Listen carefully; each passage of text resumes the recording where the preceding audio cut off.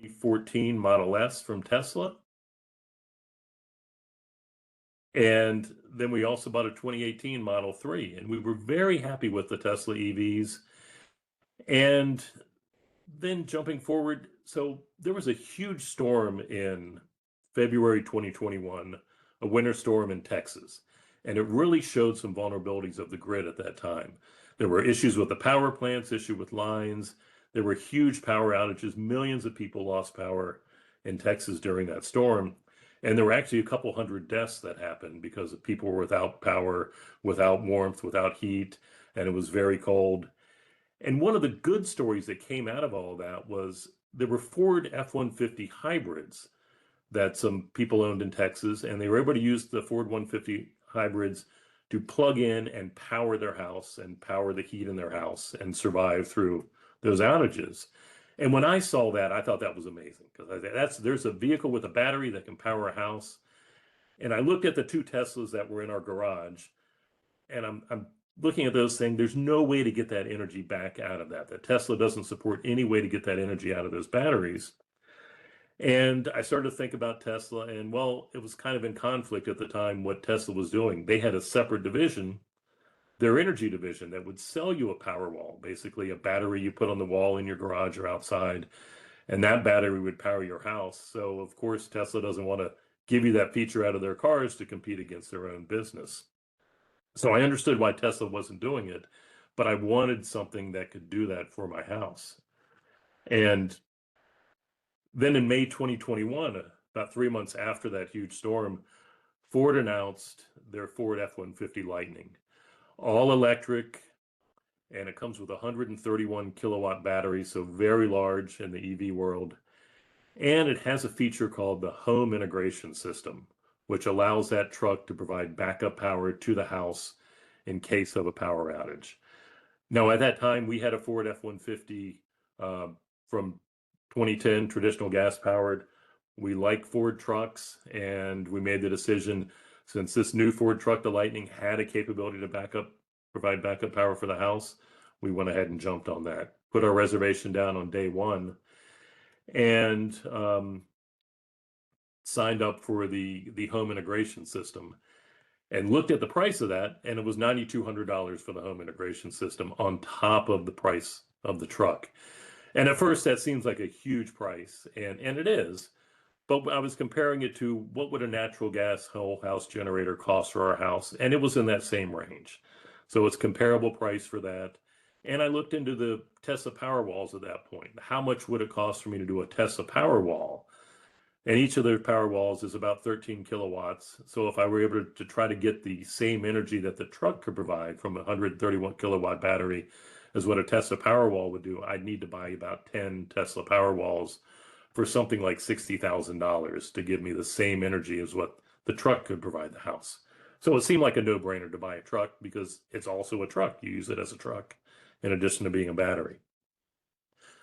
So Ford partnered with Sunrun to help install this home integration system for people that wanted this solution. And the reason they partnered with Sunrun is known for solar panels. So they put solar panels on your roof, install an inverter in your house, and that energy can be used in your house or feed out to the grid.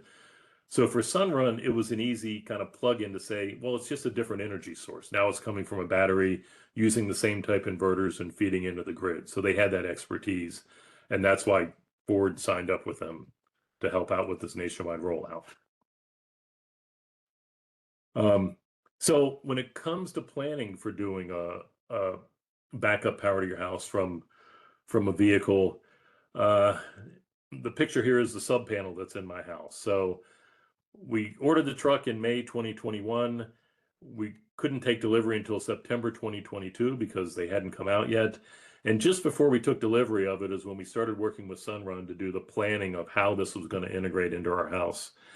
And the first thing they did was did a site survey. They sent out some of their personnel, take a look at our house. Where are we going to park the truck? Where do we want to have the charger for the truck? Of course, that's going to be in a garage. Then where are your power panels? Well, for our house, they're in the basement all the way on the opposite side of the house. So it's a long run between where our power panels are and where the charge station is going to go. And then, do your current power panels support this system? Are they new enough? Can they hold enough wattage? And ours did, fortunately. And then they kind of estimate how they're going to run the cable between the two areas and how long it's going to take. And they told us it would be a 2-day install. And I asked them, well, do I need to specify what circuits we're going to use for this? And they said, oh, no, it'll power the whole house. So we then took delivery of the truck the end of September 2022. The Sunrun installer came out to do the install of the job. And that's where we first learned, oh, it would be good to have the actual person installing the system to be the one that did the site survey. uh, because that was when the installer comes out and goes, oh, the site survey is all wrong. This is a 4-day job, not a 2-day job. We've got to run it a different way to get it into your basement. And oh, by the way, yeah, it's a sub panel. You need to designate what circuits you want to have on there. It won't support the whole house. So there was our first kind of issues going into this. So this is the picture of my panel that we had to designate what units we were going to put on the sub panel. So just like a traditional generator, you start to think about, what do I need to have run when the power's out? So we wanted to have an AC unit on there. Well, that takes up 2 of the breakers. So we wanted to have our well pump on there. Well, that takes up 2. So now you're slowly trickling down to what you can actually have on there. But we put the important things on there, like a sump pump and the internet access and all of our refrigerators. So even though we were limited to 15 circuits on the sub panel, it takes care of everything we really need during a power outage. So really, this piece looks like what a traditional generator sub panel would look like. And as they started to install the system for us during those 4 days, I started to realize how complex a whole house backup is for a system like this. So to kind of break it down, there's the Ford Lightning. So you've got the truck, it's parked in the garage, and the charge port is on the front side, driver's side up near the front. Well, as it turns out, the Ford truck communicates with the charger by Bluetooth. And the Bluetooth connection in the Ford Lightning is behind the rear passenger seat, basically as far as you could get from the charge station that's on your wall. So sometimes there was some communication issues. And then the truck gets updates all the time. If you own an EV, you know updates come all the time. So there's constantly updates to it. And that truck needs to communicate by Wi-Fi. So now you've got to have a strong signal in your garage for a Wi-Fi connection. And some of the updates for the Ford truck come by an AT&T cellular system. And on my slide here, apparently I put 2 firmware update bullet points on here because I just remember we just kept getting updates and updates. And then the Charge Station Pro, which is on the wall, is a bi-directional charger. It has Ford on the outside, but it's actually made by Siemens. It needs a Wi-Fi connection. It gets updates all the time. And then the inverter that's in the basement, it's physically wired to do communication between the charge station and the inverter. And it's a wired connection, but it gets updates by Wi-Fi. It also gets updates through a cellular connection, gets updates all the time. So you got 3 different systems getting updates. They're made by different manufacturers. They're all trying to communicate with each other. And any of these updates at any time can break the whole system from working. And it's happened many times. Updates had to been rolled back, or there's an update written quickly and sent out to get it working again. But you can kind of see how complex a system like this is. So after that 4-day install, at the end of it, it's time to test out the system. And how do you test out a home power system? Well, you go to your panels and you flip off the grid power, and then it doesn't work. And then, well, things aren't communicating right, and you work on that. Things get rebooted, you get updates, you try it again, and it doesn't work, and you do all that again, and then you finally get it to work.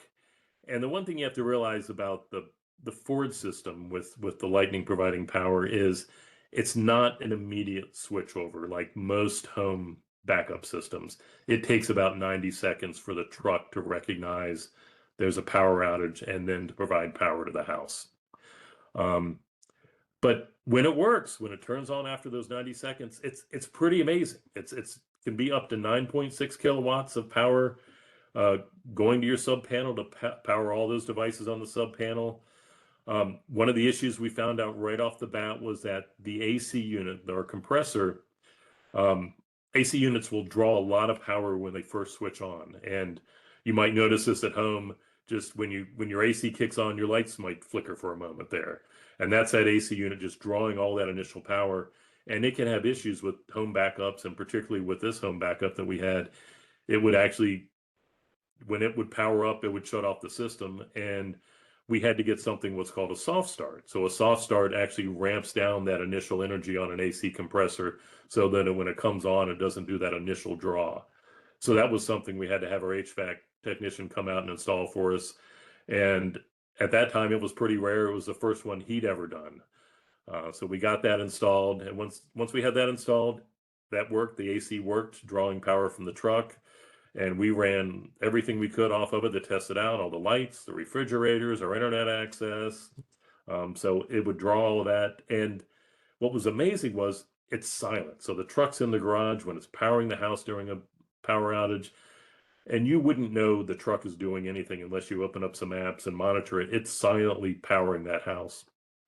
And unlike my neighbors who have gas generators and they're out there very loud when the power outage is going on. So that's definitely one of the advantages of the battery backup silent operation. And then the management tools. So this screenshot here is from the dash in the truck when we were doing one of the tests. And it's estimating how much power it's sending to the house. And it's showing estimated duration of 13 hours, 18 days is what a full battery in that truck could power the house. Now, that was without running the AC. The AC is really the biggest draw with any of this. So that's something you need to manage if you're doing this on how much you want to run the AC. And that'll really draw down the battery. But still, you're getting several days of use out of a battery of this size. I was very happy when I saw this screen for the first time and it came up for 13 days. That was just wonderful. So we got that working and I thought, great, we're done. And then I was told, oh no, now it has to be improved by Howard County inspectors. So the whole system was shut off. Howard County has to come out, approve the inverter, approve all that system. And then there's forms to fill out with BGE. So there's BGE interconnection forms because now you're attaching equipment that could possibly send power out to the grid. BGE needs to know all about it. There's forms to fill out. So I worked with Sunrun, who installed it, and worked with BGE to get these forms filled out with the county inspectors. And I don't know where the delay was, but it was an early adopter, one of the first people doing this. It took 6 months to get all that through the system. So it wasn't until the spring of the next year that we actually had a full working system to provide backup power to the house. So we'll get to the next slide. So then jumping forward, we've got this system that provides backup power to the house. And I kind of thought that was it. We've got something that works, great.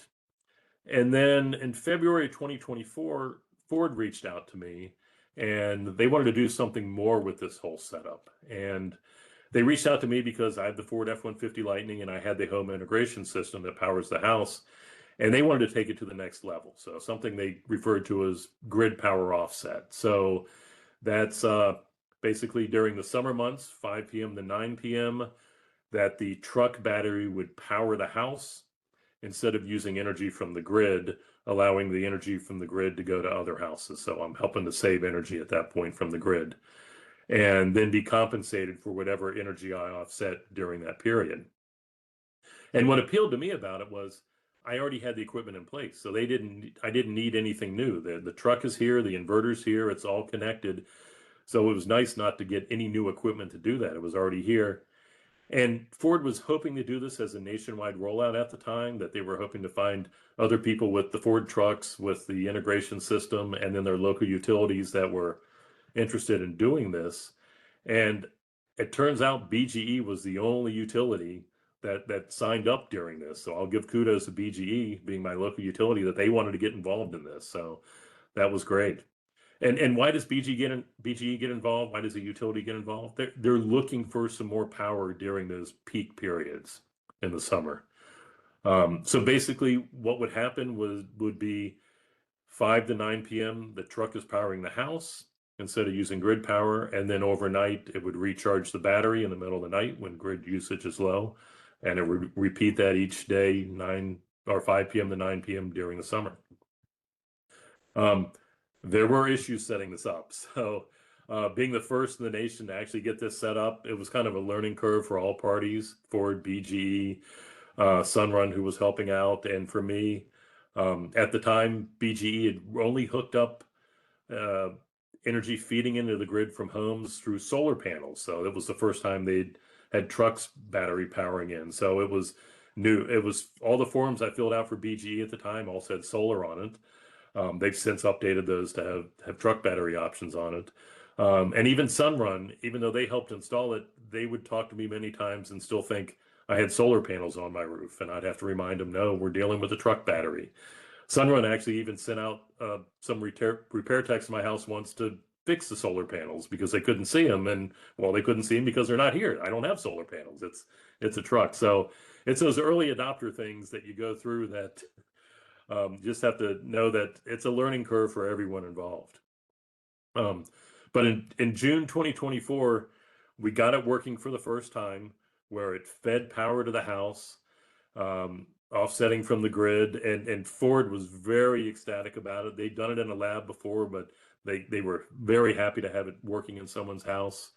And the screenshot I have here shows some logs from that summer, each day showing how much energy was being transferred from the truck during the house. And you'll see it goes till 9 o'clock, but the second day down it goes to 8 o'clock. Well, that was the day that we left early, so we wanted to take the truck. We were heading out to dinner that night. You just unplug it and leave. That there's no requirement participating in this plan that you have to be plugged in during those hours. You can simply unplug and leave, or if you get home after 5 p.m., you plug in. So it was a easy thing to just participate in for that. But as I was participating in this program, before we got it working, one of my questions was, how seamless is this going to be? Transferring energy from grid coming into the house or from truck coming into the house? Because based on my experience with the truck providing backup power to the house, I knew if there was an outage, it took at least 90 seconds for that truck to recognize it and power the house.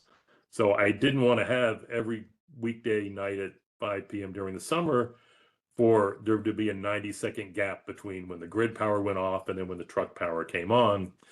That would be a failure. And in fact, it couldn't even be a second delay. It needed to be seamless.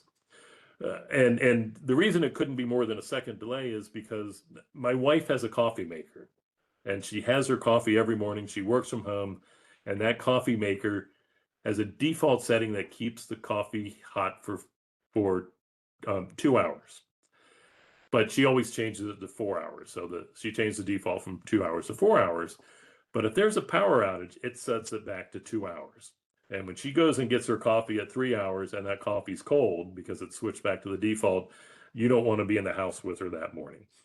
So if there was that power blip every day at 5 o'clock, that would be a failure. It wouldn't work. And I can say it passed the coffee maker test. So every day at 5 o'clock, it seamlessly switched over from grid power to truck power. The lights didn't flicker.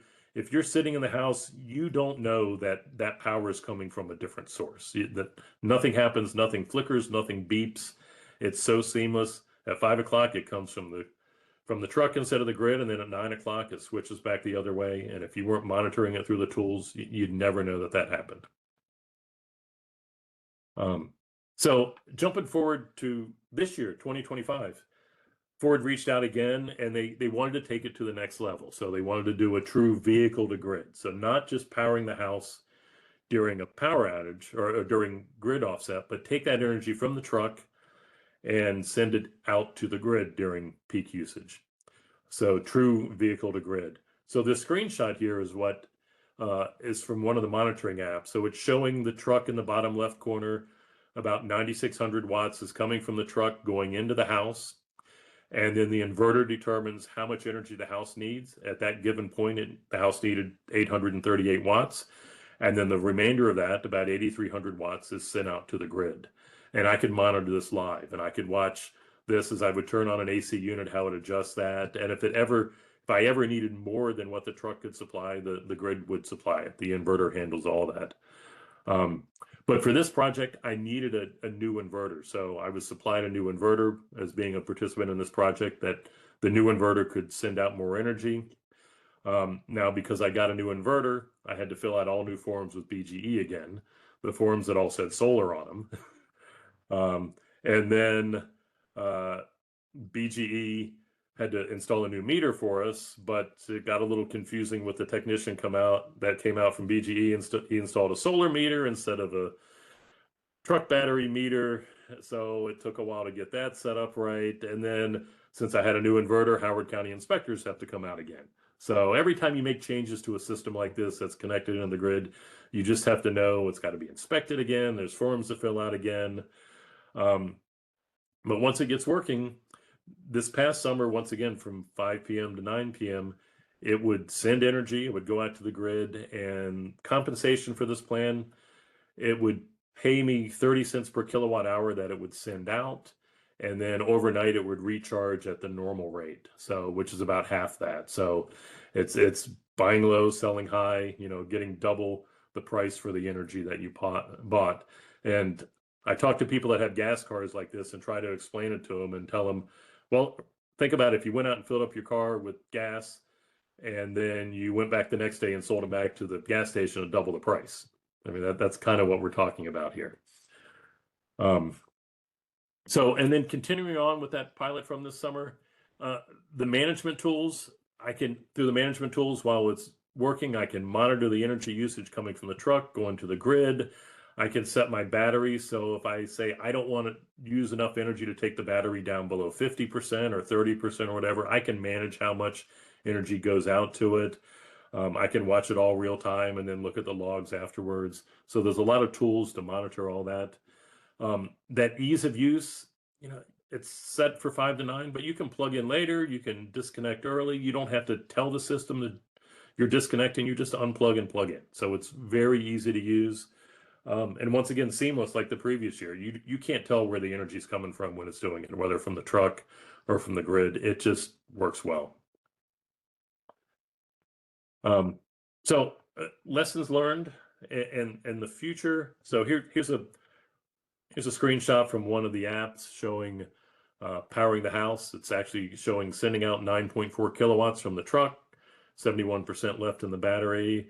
So as I said, you can monitor all that from the apps. But things I've learned, bullet one, complexity. I never realized how complex this system would be to set up.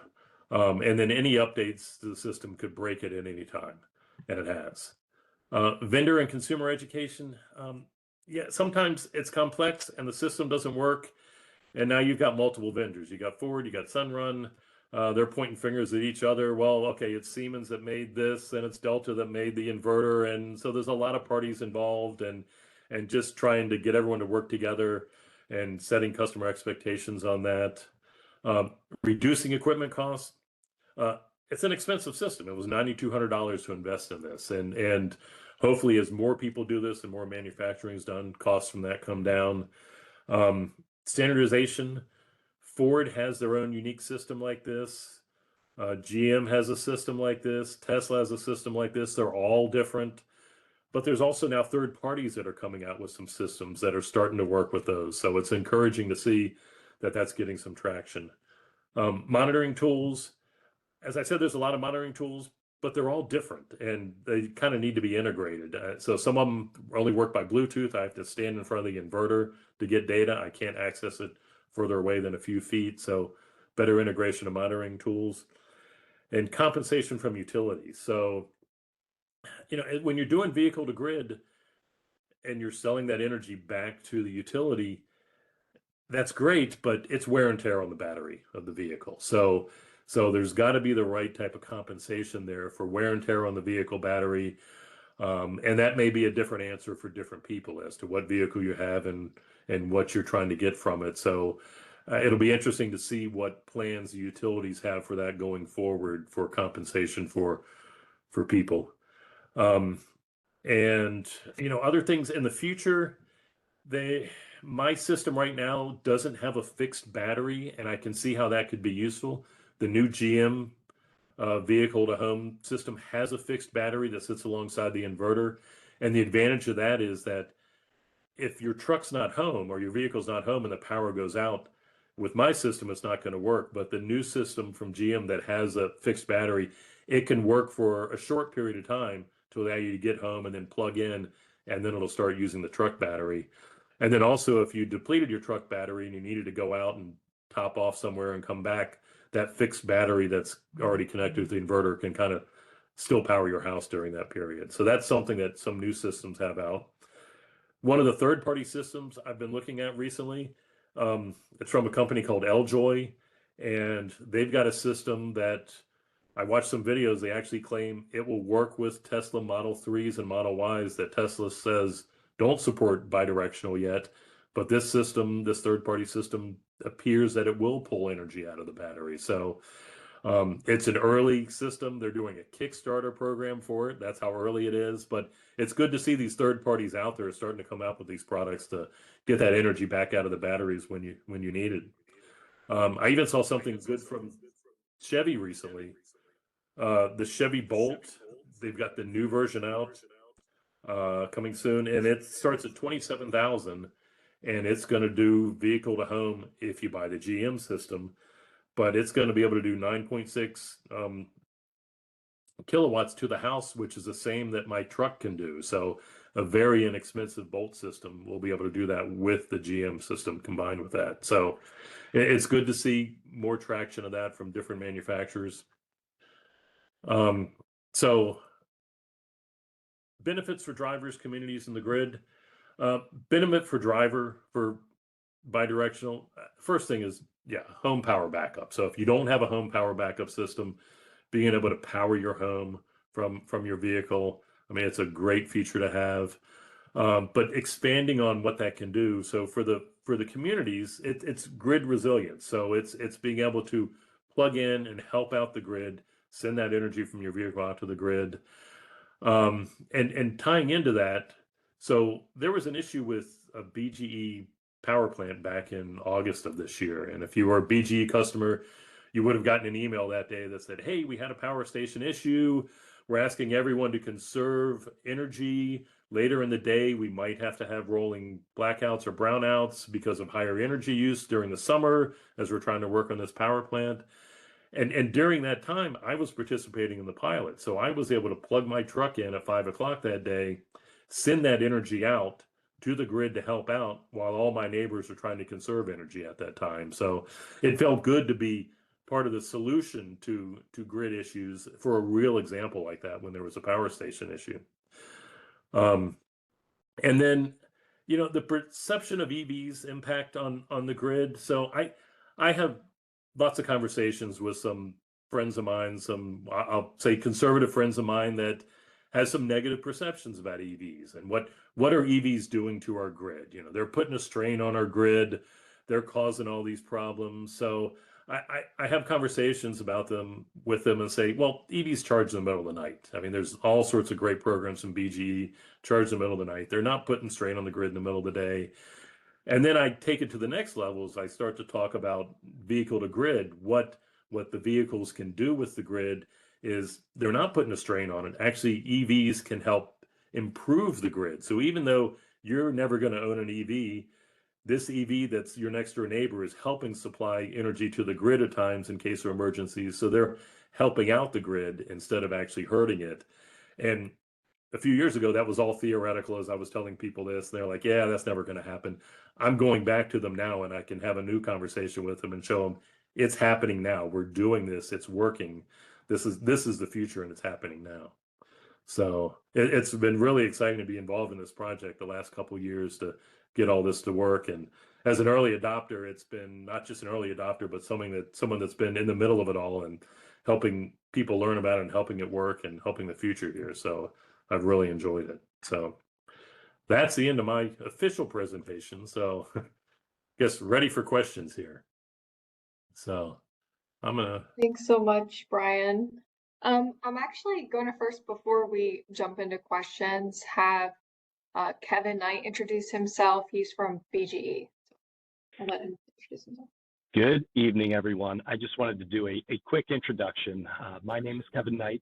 I work at Baltimore Gas and Electric, and I work on the Clean Energy Solutions team. And specifically, I work on programs that work with voluntary programs for customers to help us balance the grid. So Brian, he was a little easy on himself, but I want to point out that he was a pioneer in a very new technology of exporting from the battery to the grid.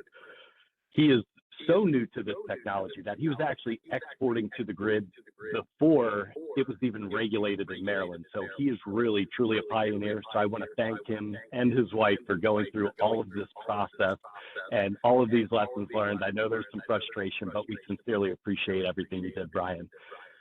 If there's any questions for me regarding BGE's participation in this, happy to answer it. But obviously, Brian is the star of the show, and I will open it up for questions. Thanks. So I guess we can first go to the hand raise from David.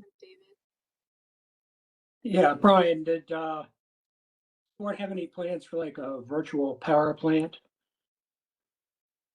Yeah, so that's one of the interesting terms, a virtual power plant, and yeah, I've seen some articles written about the truck and what I've done, and that's what they're calling it. A virtual power plant is you can take that truck and you can take it anywhere. So I mean, I could see some future of that. As right now, it's just taking your truck and plugging into the home, but you could see in the future that this is a huge storage of energy in your vehicle, and you could take that truck and take it somewhere else. So if energy is needed somewhere else in an emergency, your virtual power plant, your truck could go somewhere else and plug in and provide that energy. No, specifically, like a virtual power plant is like the old peaker plants where they had gas turbines that they'd fire up at 5 o'clock to supply power when their base operation, their base generating couldn't handle the power. And a lot of that's being taken over by batteries now. And Tesla's running, I think Tesla does it, but I know that there's some other places that do it, that essentially like your power wall, they're banding together. And instead of selling, like your 9.6, kilowatts, they're selling 100 or, like megawatts of power, because you have, hundreds of people signed up for this, and they can essentially supply it at a BGE at a much higher rate. You wouldn't be getting 30 cents.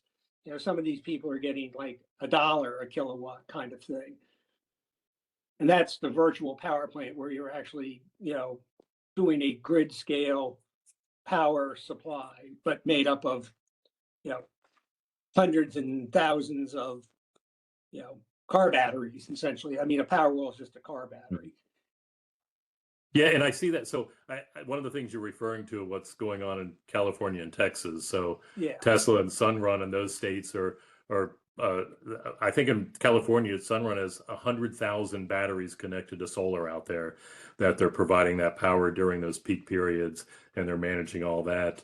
And yeah, I see that as the future for trucks also. So BGE banding together, thousands of EVs out there in our area to then use that power at some given point. And that also and goes into the compensation. So you're not getting, and 13 cents, return. You're getting, yeah, a lot more than that. Yeah, and you can see that there's probably different compensation rates for emergency peak times. There's those really hot days during the summer that are different than the every other day in the summer. So maybe Kevin can speak to that a little bit here. Yeah, I think that's a really good call out for the VPP. I will say that in Maryland, we are aggressively preparing for a new legislative act called the DRIVE Act. And even though it sounds very specific to EVs because of DRIVE, the acronym is Distributed Renewable Infrastructure and Vehicle Electrification Act.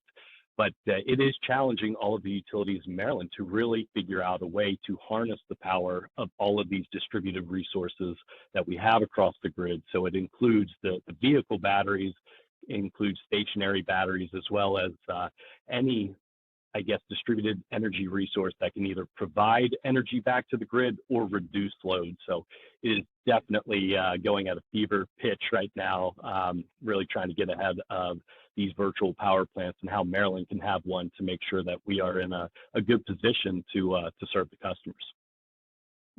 Great. Yeah, there's one other Thanks. thing about you said about the soft start for your AC. Yes. Yeah, I don't know if you've heard of the span power panel, because that can Yes. do that internally. Yeah, I've looked at the span power panels. Those are pretty amazing that it takes all your circuits in your house and it can manage those, and it'll bring them up in any order you want and help manage the load on that. So, yeah, I could see eventually getting one of those once my whole system is nice and stable. I feel like it's good, but yeah, I don't want to change too much right now. Right. But yeah, those systems No, look it's very just interesting. another way rather than just, doing your, individual components. Just all do it in one location. All right. Thanks, David. There's a question in the chat from Joe asking if your warranty with Ford was impacted. It was not, and that was the discussion I did have with Ford. That there's a warranty from Ford on the battery. It's based on mileage and years, but yeah, this is a different term. So when you're talking about mileage for a vehicle, well, that doesn't really consider if you're using it to power the grid and power in the house. So because this was a program with Ford that I was participating in, it doesn't affect the warranty on that. But it does bring up some concerns that, yeah, if there's third-party products out there, like those ones that can potentially bring that energy out of the Tesla Model 3s and Ys, and that does something to the battery. And if you're under a battery warranty and Tesla sees that, oh, somehow some third party was pulling energy out of there, yeah, I would be worried about a warranty on a battery at that point. Right, that's exactly why I asked that question, because you would think the manufacturers would be trying to put the blame on somebody else if they get out of replacing those warranties. Or Absolutely.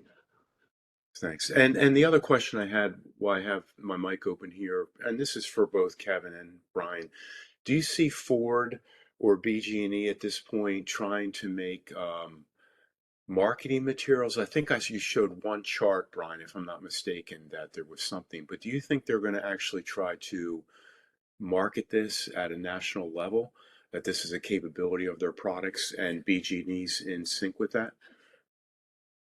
So I can speak to on the Ford side of it. So I've actually been working with some of the Ford marketing teams to help do some literature for that. So they've brought out some of it.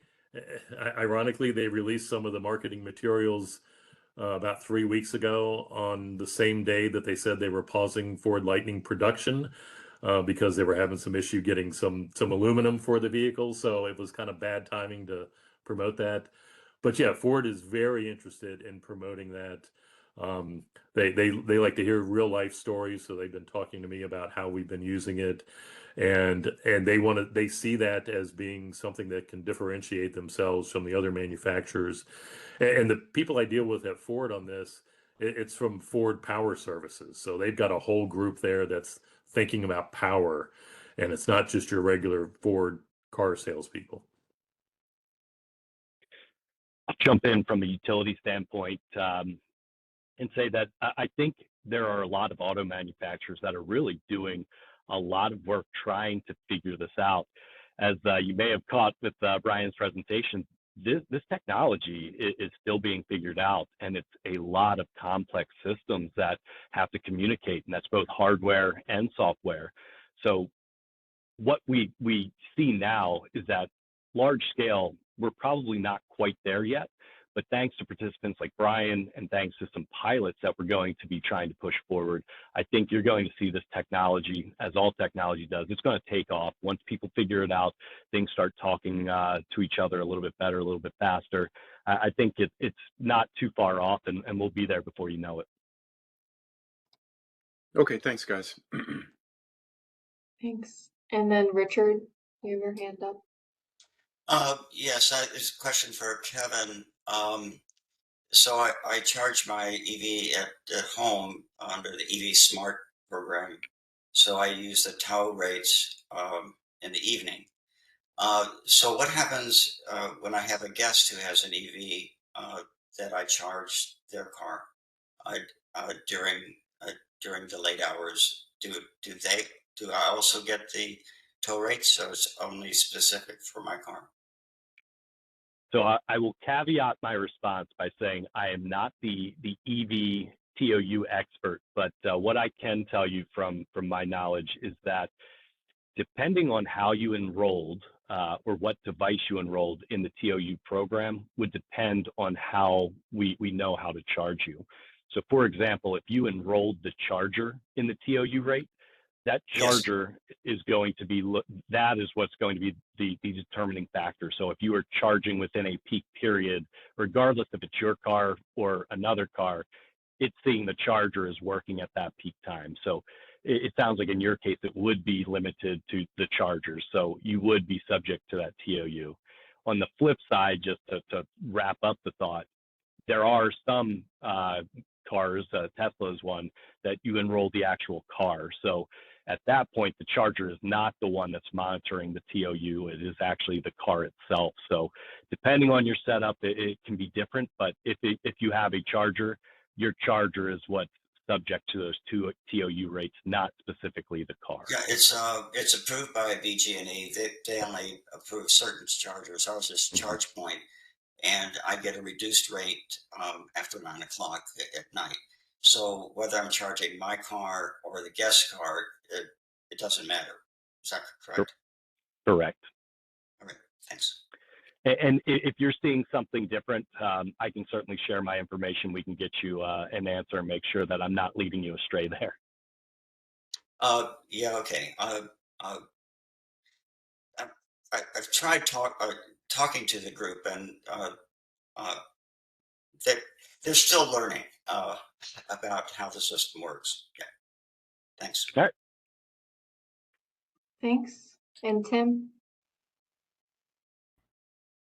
Thanks, Abby. Well, first of all, just to introduce myself, I'm Tim Latimer. I'm the administrator for Howard County's Office of Community Sustainability.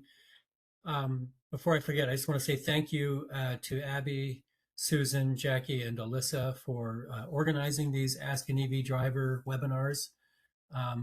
Transportation is the biggest source of our county's greenhouse gas emissions, and so we're doing everything we can to try to promote electrification of our transportation sector. So having folks like you who can come on and share your story is really important, because it's one thing to hear from us bureaucrats. It's quite another to hear the real life experience of other, citizens that people might have a little bit more faith in some respects. But Brian, I just want to say thank you for sharing your story and for being willing to be a pioneer in this.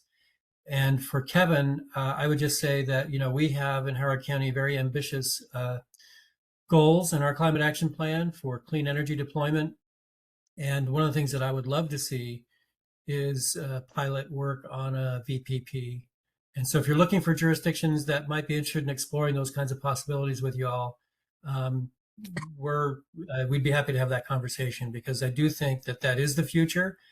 I'm from California. I watch closely what's happening out there. It's phenomenal the way they've brought energy onto the grid from batteries, and they've piloted this.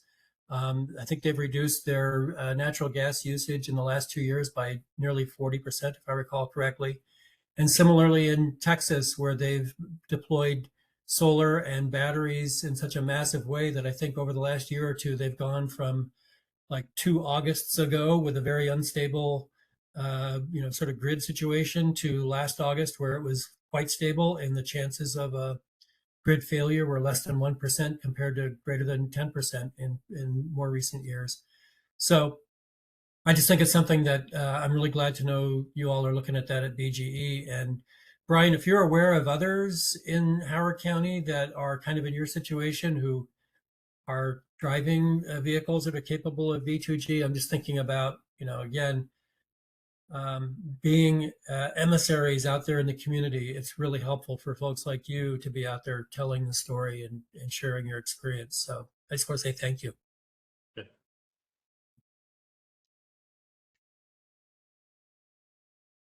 Thanks. Are there any other questions for Brian or Kevin?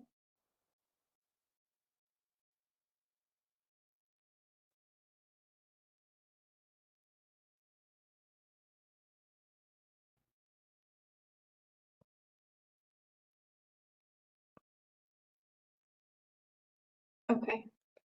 And then Brian, I think you mentioned you don't have solar, right? But you did say at some point it would have maybe um, not conflicted, but just been conflicted with the system that you have in place, and maybe you could speak to that a little bit. I think it may be interesting if in the future, the solar could charge the car and then the car could be the reserve for the house.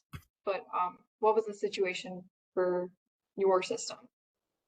Yeah, so when I first started this vehicle to home offset grid program last year, one of the requirements to enroll in it was not to have solar because they knew it was such a complex system to get working that adding solar into that mix was going to make it just too complex.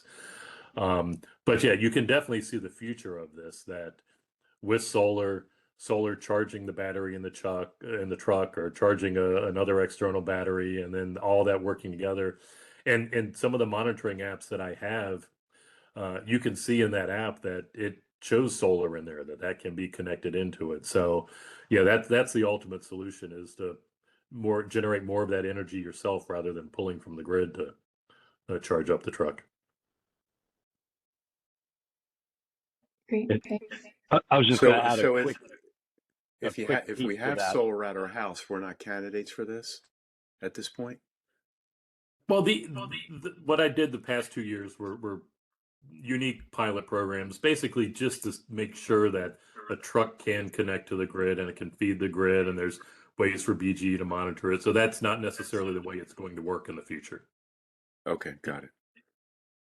So Joe, you actually teed it up perfectly. I was going to mention, for this pilot, we limited it to just a battery export from the Ford F150 Lightning. And that's because we were really interested in understanding exactly what was coming from the vehicle. And when you have solar and the vehicle, it's really hard to tell where is that energy exporting from. Is it coming from the solar panel, the solar array, or is it coming from the battery? So for this pilot, we did isolate that to make sure that we're understanding the energy flows that we're seeing. Moving forward, the goal, specifically with the DRIVE Act, I think the intention is to ultimately make sure that we have as much renewable that's captured by batteries, and you can avoid the solar problem. I know our friends in California and Arizona, they have what they call a duck curve, which is they produce so much energy in the middle of the day when it's sunny is that they don't have a place to put it. And the grid is a very fickle thing. It has to be balanced. So batteries are a huge solution there. So solar and batteries are obviously going to be paired together and co-located. So we are looking forward to figuring that out. But it is obviously very complicated with all the different systems that are interacting. Sure. And when we put our solar system in our house, we had 5 people here, and we're empty nesters now. So we're actually overproducing. So we're putting that back on the grid, but I love a way to capture it, because you're absolutely right. We're producing a lot of extra energy that we're not using right now. So it'd be nice to figure out a way to utilize that more effectively. Well, I will plug that there is the DRIVE Act that the utilities are going to have proposals in this coming January. So sometime in 2026, there should be some good momentum headed in that direction, Joe. Okay, good. Thanks, Kevin. Hey, Kevin, real quick, is there a copy of that proposed DRIVE Act that's already publicly available, or is that still in the drafting stages? So the DRIVE Act legislation is out there. If you web search it, DRIVE Act Maryland, it'll probably take it to you. It's a House bill. I wish I knew the number off the top of my head, okay. But if you can't find it, I'll make sure I share my contact information with Abby and Susan, so that if you guys have questions or anything I can follow up on, I am happy to do so. Great. So was it already passed, and then the deadline for this proposals are January, or is it coming up in this January legislative session? So the legislation passed, and now the Public Service Commission is they're putting forward the orders of what the pilots will actually look like. So the utilities are doing their best to come up with some pilots that are really going to move the needle in terms of moving Maryland's I guess the DERs, distributed energy resources in the area. We're trying to move all of them forward. But obviously we want to make sure it's a manageable pilot and we get it right, and customer centric approach is key here. Great. Are there any last questions? We're coming up on 8 o'clock.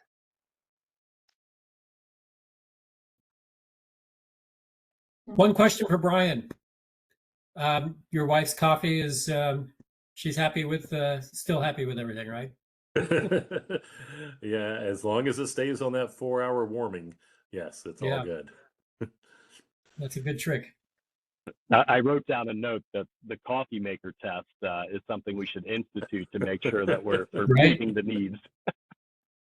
Yeah, I've learned when I've talked to different people or interviews that they always want to know some real life experiences, and that's a real life, real example. I will tell you, it's 100% real. Yeah. You don't have issues with like internet coming in during that switchover?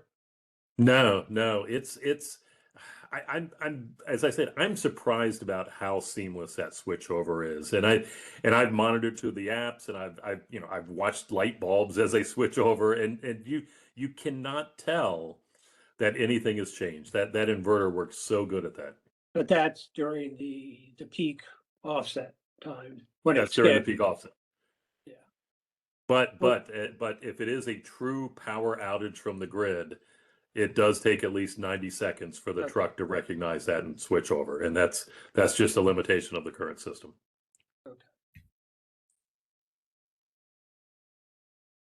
Awesome. Well, thank you so much, Brian and Kevin, for being here tonight. And thank you everyone for your questions. It's been a really great webinar. And with that, we can wrap up. So good night, everyone. Thank you. Thanks for coming. Thank you all. Thank you. Thank you.